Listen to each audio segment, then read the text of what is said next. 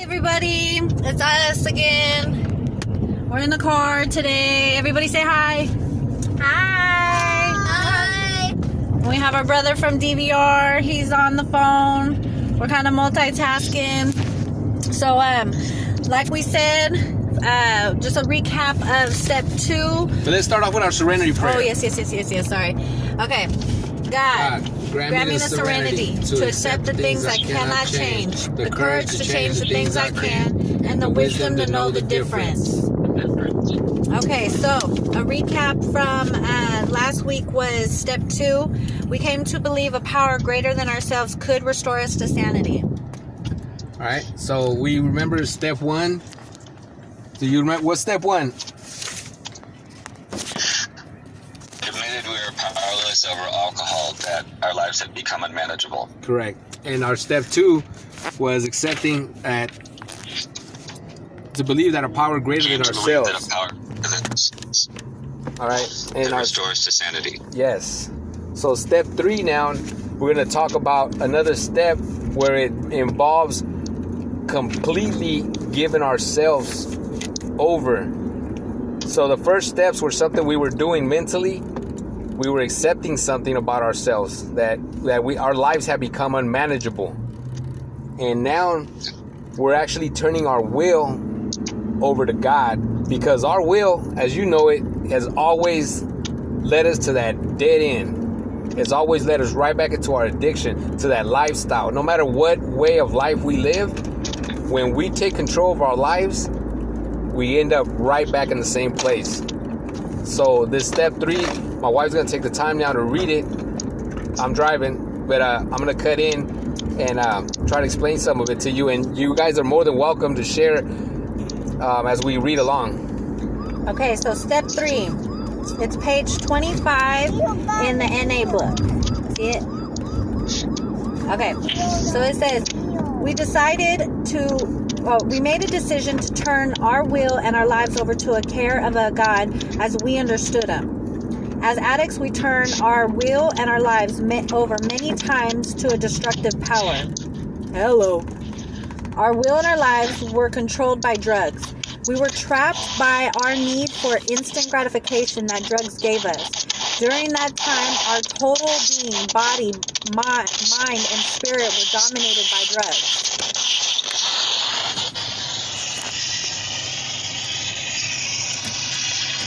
Sorry. Technical difficulties.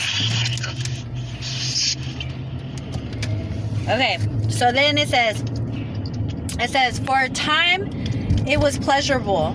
Then the euphoria began to wear off, and we saw an ugly side of our addiction. We found that the higher our drugs took us, the lower they brought us. We faced 2 choices. Either we would suffer the pain of withdrawal or took more drugs. For all of us, the day came when there was no longer a choice. We had to use. I think a lot of us could relate to that, especially depending on what type of drug you or your DOC is. I know the physical addiction, like of heroin and pills, and I mean even sometimes meth, right? People have a physical addiction, right? That pain, that you don't want to feel that pain anymore, and then it becomes a mental obsession. So I think a lot of us could definitely agree to that. All right, so what I got so far is that when we're talking about our will, is that our life, it starts off all fun and games for all of us. It starts off maybe recreational, and it's fun. You know, you're in parties, you're in the scenes, you got friends around, and everything is nice and dandy. You know, that's the beginning stages of drug use, and that's when we're in control of our lives, right? That's us with our own will, and then it gradually starts to dissipate, and then there's no longer so many friends. It's no longer all fun and games. Now we're missing work. Now we're not showing up to events. Now we're letting people down. So gradually our will starts leading us into a pattern that is slowly turning into that snowball effect, where things are just not as fun anymore. Things aren't always parties. Things aren't always fun and games. And so I think that's where this is going now.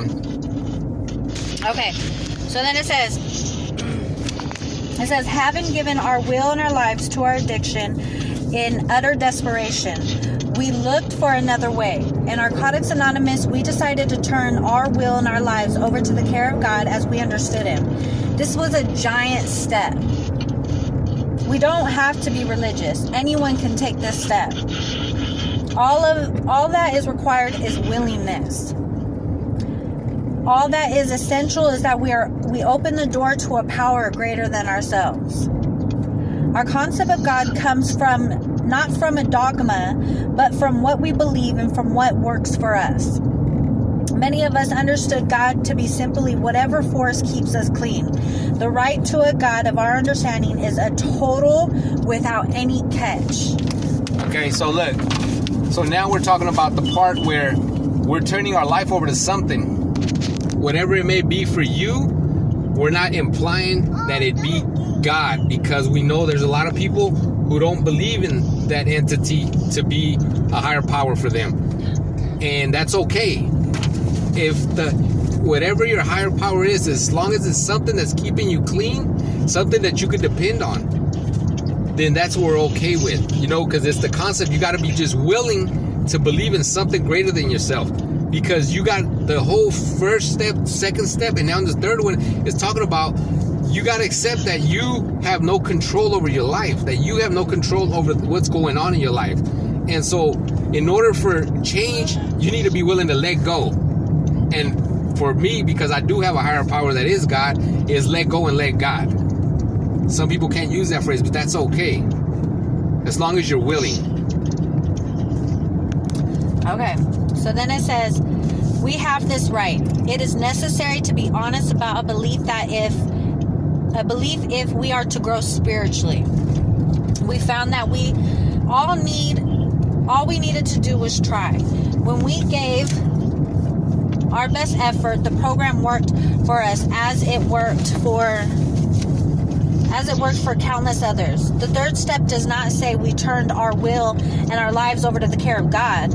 It says we made a decision to turn our will and our lives over to the care of God as we understood Him. We made the decision, you guys. It was not made for us by drugs, our family, probation, court, judge, a therapist, or even a doctor. We made it. We made it for ourselves. For the first time since the first high, we had made a decision for ourselves. How empowering was that when you guys made that decision for you? I mean, for me, it was like a huge weight was like lifted off of my shoulder. And I was mad at God when I relapsed. I was mad at God because He took my mom. The problems that I was having in my marriage, the problems I was having with my individuality, I was mad at Him. And so when I finally came to the step and I gave it all to Him, and I just basically everything that I thought I knew, I just gave it up. It was empowering. What about you, babe? I feel like that step that we took, it's important. Now they mentioned that it's not parole, it's not probation, it's not your family. Why? Because when all these people make that decision for us and they put us in that situation where we have to go to a program, where we have to change our life, guess what? That shit don't last. That shit don't last. Why? Because this doesn't come from us. Someone forces that on us. And when they force something on you, guarantee you it's not going to stick. I've seen people relapse. I've seen people fall off. I've seen people die because they tried, something was forced on them that they didn't want. And it might stick for a little bit just to get that parole off your back, get that probation off your back, to let your family be like, okay, he's changed. But you know what? There was no foundation behind that. There's no true honesty coming from that person. So unless that's there, you can't really build a foundation and start building up on that. That's a shaky ass foundation that's built on somebody else and not yourself. Yes. Okay, so it says the word decision implies action. This decision is based on faith. We have only to believe that the miracle that we see working in our lives of a clean addict can happen to any addict with the desire of change. We simply realize that there is a force of spiritual growth that can help us become more tolerant, patient, and useful in helping others. Many of us have said, take the will and Take my will and my life. Guide me in my recovery. Show me how to live. The relief of letting go and letting God helps us to develop a life that is worth living. And all of you guys are worth that kind of life, worth that clean and sober life. That is so, I mean, your worst day in recovery is 10 times better than any good day in addiction. I mean, I can't stress that enough to you guys. Surrendering to the will of our higher power gets easier with daily practice. Yes, routine, right? Routine and repetition and constantly just filling up that cup, that just filling up your body with nothing but love and recovery and fellowship and whatever it is that feeds your soul. That's what's going to keep you clean. For us, it's helping others. For us, it's these videos, the inspirational quotes, making t-shirts. That's what ultimately keeps us clean. So and that comes with daily practice. That comes with the daily routine that we set for ourselves in our recovery. Yep, like every other learned behavior that we have. When it was a negative learned behavior, it all originated somewhere. It started with something, whether it was influenced on you or not. It began with something, and it became a repetition, and that repetition became a cycle, and that's the behavior that we're trying to break, that negative one, and start off with new ones. When he says it gets easier, it does.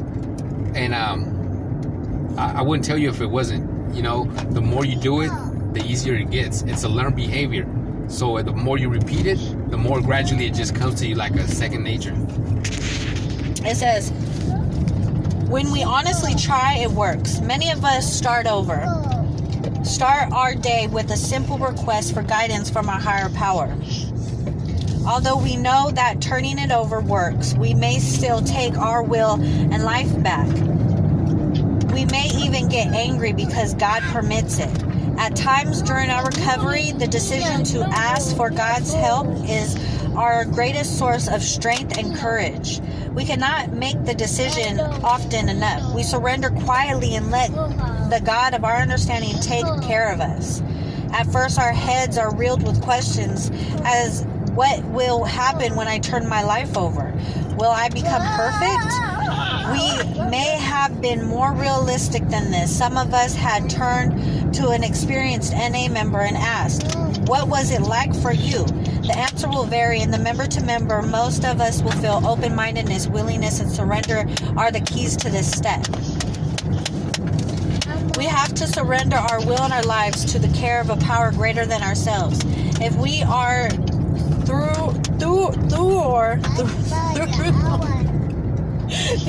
sincere, we will notice a change for the better. Thorough.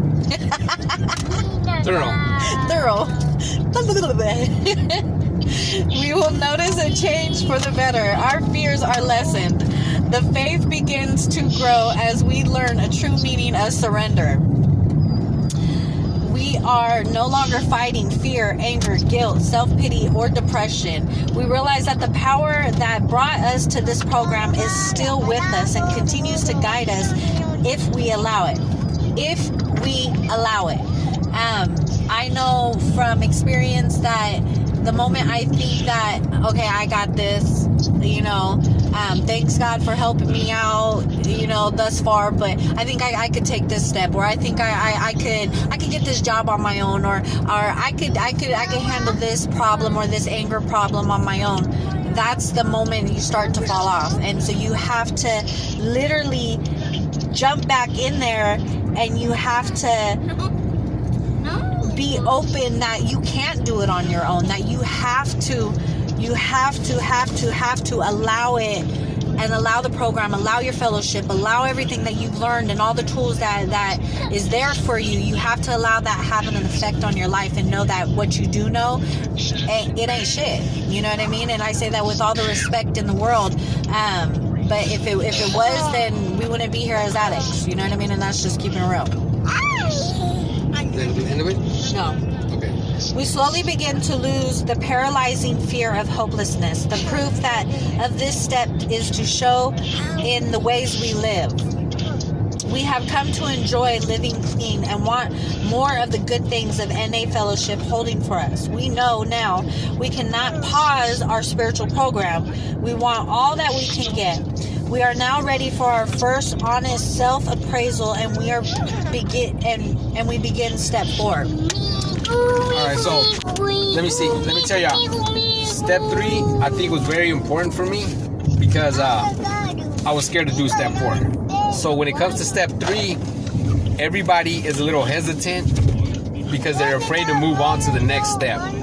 The next step is what's really gonna have you dig deep down inside. And I think I hear a lot of people. I'll be like, "Oh, are you doing your step 4?" They go, "Yeah, but I haven't got past step 4." So yeah, that's what I'm saying. A lot of people are scared of this next step that's coming up. But before you even get there, you gotta start already living that lifestyle. I used to get motivated a lot by DVR alumni that used to show up there, because they used to go there and be like, "Man, my life is fucking 100 times better than I could ever imagine." And I used to be like, "Man, is this motherfucker lying? Or is this shit real?" And I was like, okay, maybe just a couple of them. But goddamn, every single guy that went in there was telling me how wonderful his life was. And I was like, what the fuck could I lose? You know what I mean? Like, I'm already been in the gutter, why not? So I took that next step and started living my life by doing the next best thing. And now that I've done my steps and I'm out, I'm not in DVR no longer, I'm out here in the streets, I'm gonna tell you my life's 100 times better than it's ever been before. So they weren't lying. We've done more in 4 months than we have. How long was our last run? For like 3 years. Our last run was like about 3 years, right? We've done more in 4 months than we've enjoyed life more.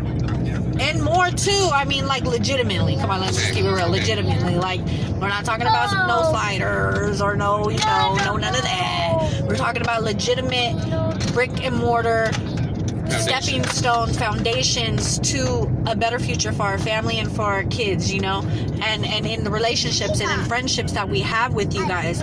And that's just 4 months, so there's truth in it. There's truth in everything that those DVR alumni came up to DVR and telling these guys, and from just us living this experience. It's worth turning your will over to God, man, or God as you understand Him. God as you understand So them. giving up the wheel, giving up this driver's seat, and sitting passenger, and seeing where your life's gonna take you by just doing the next right thing. Sit back and enjoy it, man. It's worth it. You're gonna love it. I guarantee you that. And I was a hesitant motherfucker to believe in 12 steps and recovery, but I'm here telling you now, this shit works. So I think just to sum this up is, it's giving our will and our life over to God. We believe in God. We're not here to push God on you guys. You will hear us we will talk about God, because that's ultimately what is a part of our recovery. But we respect your God too, and we respect your choice in what you believe in. Thank you guys for being here, and I love all you guys, man. And we're always here if you guys need to talk. If we could be of service in any way, anyway, you guys let us know. We're whether here. you guys need to talk or anything, just let us know. Next week we're gonna be doing step 4, the scary step 4. But we got this, and we got it together. So don't hesitate. We love you, and Viva la Mexico! We're going to Mexico. All right, way to Mexico. Much love, you guys. Have fun. Happy Father's Day weekend to all the dads out Evan, you there. still there? And